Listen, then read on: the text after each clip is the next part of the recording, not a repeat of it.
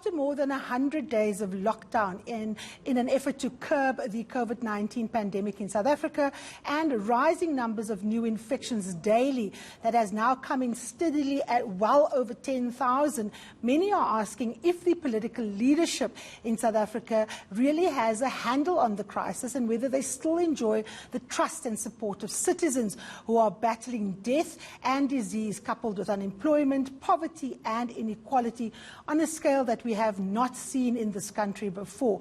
And of course tonight the President is addressing the nation, and to help make sense of what he should be saying, I'm now joined by political analysts Eusebius McKaiser and Professor Richard Callan.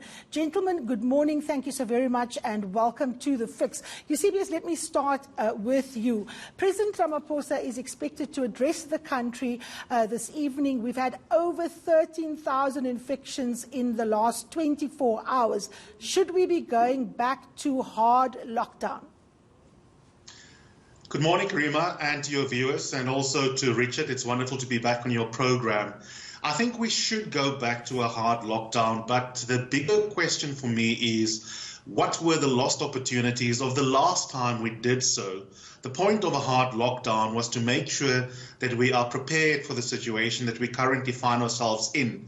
And I think to get bogged down in a debate about the lockdown is important, but it's also a distraction from the reality that this administration, led by President Ramaphosa, wasted the hard lockdown the first time round.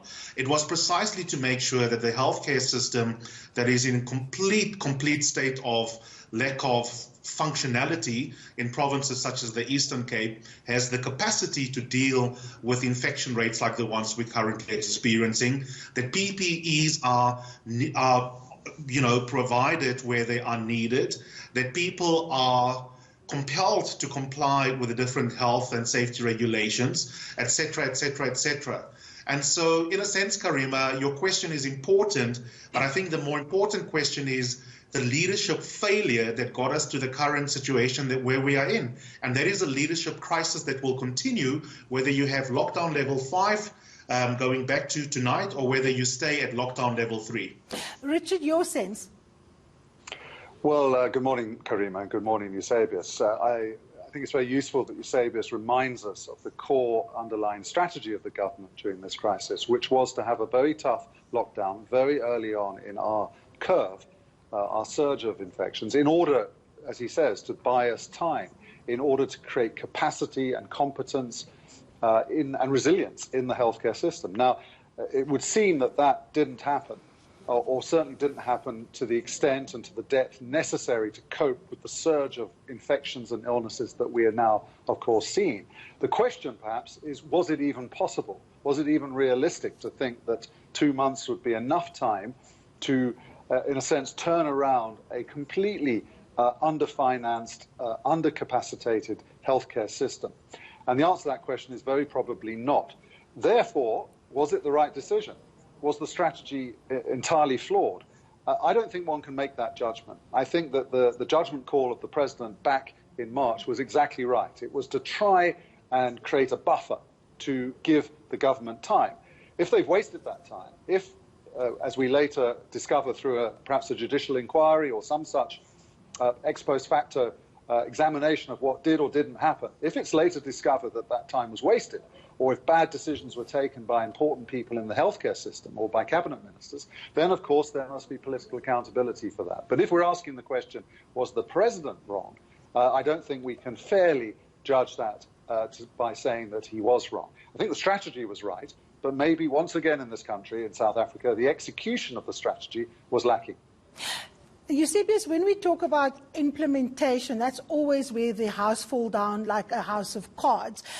We are not obviously surprised by the weaknesses, particularly in provinces around healthcare. I mean, the Eastern Cape is in a dire situation. We shouldn't also forget that the Northwest, going into the lockdown, was already under some sort of administration as a result of large-scale looting and corruption in that province. So we sat with a situation that we were very well aware of. Were these months enough time to actually correct some of the, years of neglect, or was that just, something that was completely not within our reach, and did we not perhaps set the target too high? Karima, it's an important question, and here I want to agree with Richard Calland on this particular point, that in 2 months you cannot deal with the systemic problems of the last 2 decades. However, you got to ask yourself, what can you do during that time? And here I think it's important for viewers, for citizens, to be prepared to have an important, boring conversation about technocracy. If we do have an ex post facto examination of what happened over the last 2 months, then we need to go to the following kind of minutiae, Karima.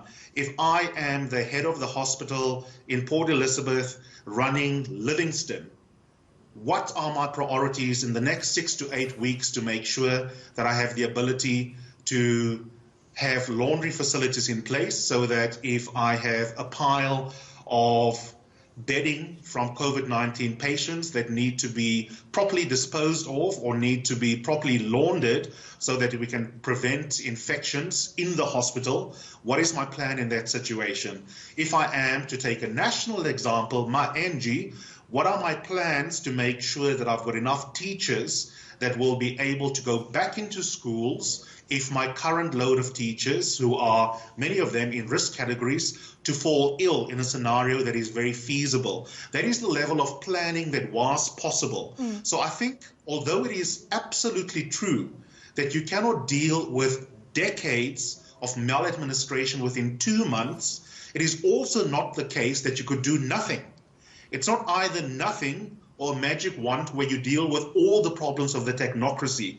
And the reality is that at the level of planning for 6 to 8 weeks to be in a position to try and make sure that we stem the infections and the death numbers that we are currently seeing, I think in that area of discussion, there's a lot of moral, legal and political accountability that needs to be dished out immediately. Richard, I see you nodding your head. And of course, what we're talking about here is everybody knew that we weren't going to be able to just erect like China did hospitals, in a matter of 8 days. But what you needed was nimble, agile decision-making that could almost harness, if you like, the goodwill that was there and whatever little infrastructure resources that were there to be used in ways that are innovative and that talks to solutions. Have we seen that, Richard? I rather doubt it. And I think what a crisis such as this does is point a really searing searchlight at the whole system, from the very top to the very bottom. And as Eusebius says, what it does, Eusebius McIser says, is it exposes all of the weak links in the chains of management, of capacity of administration. If they're not in place, they'll be exposed very rawly. And I think that's what's happening right now. Can we learn from this will be, of course, a question for the future. And the question of who wins the peace, as I've been putting it in some of the things I've written, is a very important question. Perhaps you'll get to that later, Karima. In terms of managing the crisis, inevitably mistakes will be made. And I think we have to be realistic in recognizing that a crisis of this scale and complexity, no government around the world is going to get it exactly right. One of the things that's been, I think, interesting is whether this government was able to forge in a short period of time the necessary partnerships, for example, with the private sector. We know that in the Eastern Cape, that Eusebius refers to, VW South Africa put in place capacity for beds in a special hospital and so on. But I know they and many others have struggled to have the sort of very capable, deft, nimble kind of relationship with government that acting in a time of crisis requires. So, to answer your question, I think the short answer is no. The more interesting question is why, and the longer term question is, can we, as a country, learn from this and then rebuild in a way that next time the country will have the system level ability to absorb a crisis such as this.